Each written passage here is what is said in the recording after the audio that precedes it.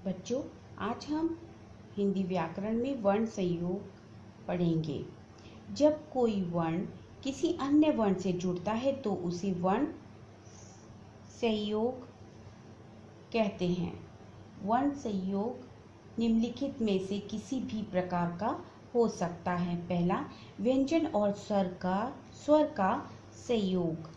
सभी व्यंजन स्वरों की सहायता से बोले जाते हैं। जब व्यंजन में स्वर नहीं मिला हो तो व्यंजन के नीचे हलंत लगा दिया जाता है। जैसे क धन अ, जो क है वो स्वर सहित है, और दूसरी तरफ जो आपके का लिखा है जिसके नीचे हलंत लगा है वो स्वर रहित है। यानी जब आप स्वर सहित लिखेंगे तो उसमें जब आप उस वर्ण का विच्छेद करेंगे तो आपको उसमें अ लिखना होगा।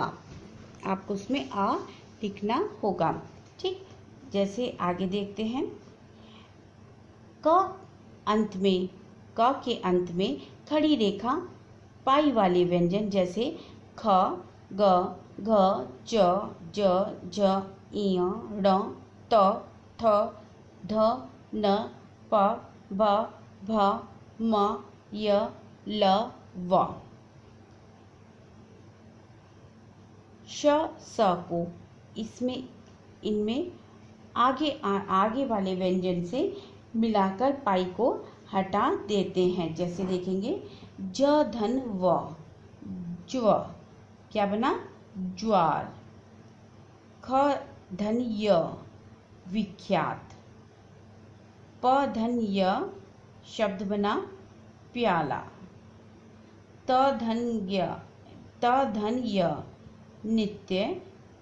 ग धन य, शब्द बना ज्ञ, भाग्य। म धन ल, बना मलान। आगे देखते हैं।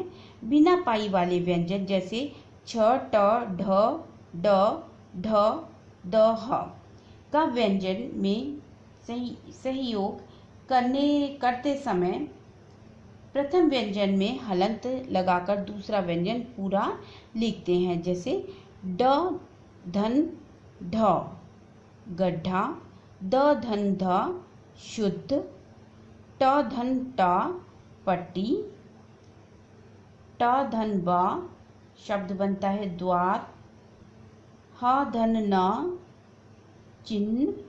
द धन य, यद्यपि। इन्हें हम गोल वर्ण भी कह सकते हैं क्योंकि ये आकृति में गोल होते हैं, तो इसमें पाई नहीं होती। और जब भी हम इन वर्णों को लिखते हैं तो हम उसके नीचे हलंत लगाकर दूसरा वर्ण लिखते हैं। आगे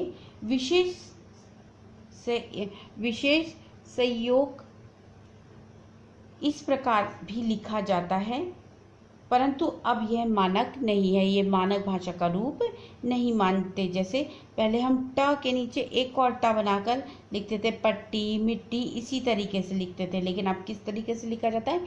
ट बनाकर उसके नीचे हलंत लगाकर फिर एक और टा बनाकर उसके ऊपर मात्रा लगाकर अगर हम मिट्टी लिखते हैं, मिट्टी जैसे जो पट्टी जैसे इसमें इस तरीके से लिखा है, अगर आप लिखते हैं तो वो गलत नहीं है, परंतु मानक भाषा ने इसे अब इसकी मान्यता खत्म कर दी है।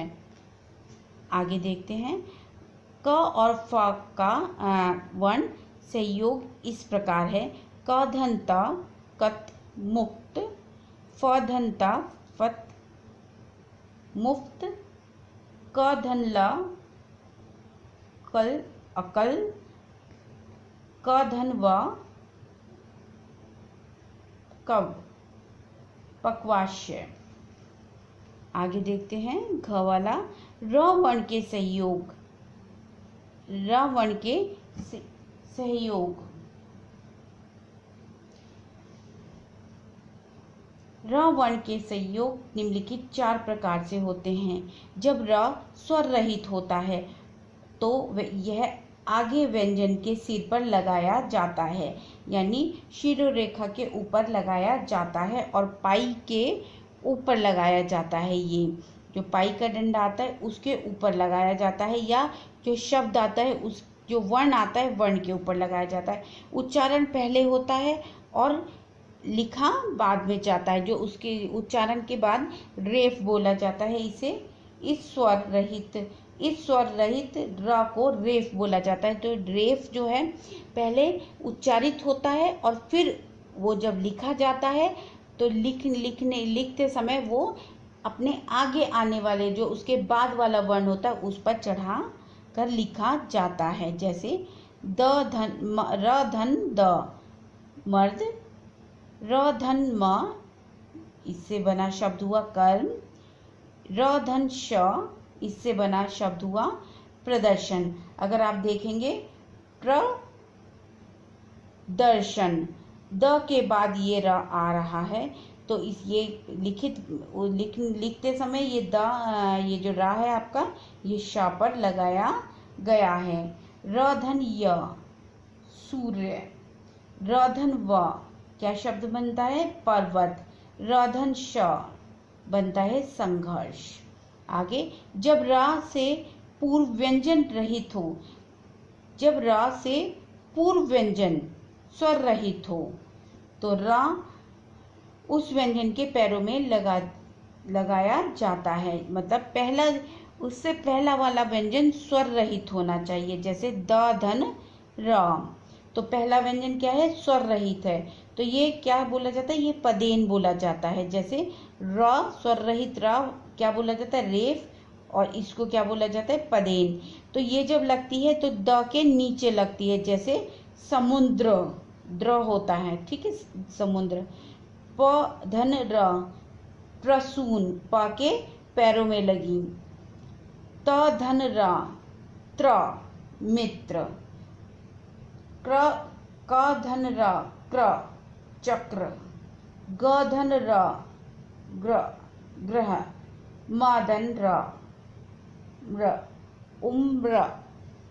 उम्र।